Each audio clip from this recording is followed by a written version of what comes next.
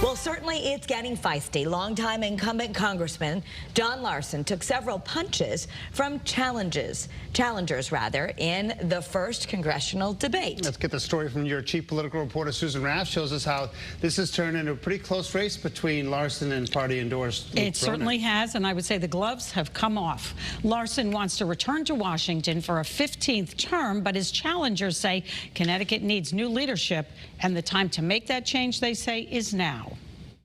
John Larson has been a Connecticut congressman for nearly 3 decades, but this election year has been like no other. Larson did not get the Democratic endorsement. That was a first. And now he's fighting to keep his seat.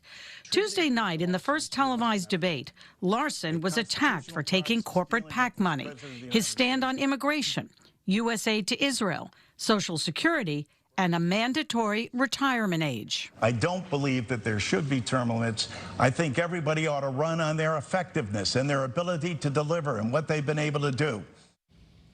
However, Luke Bronin, Hartford's former mayor, who is challenging Larson, and the 2 other candidates, Jillian Gilchrist and Ruth Fortune, say Larson has failed to deliver.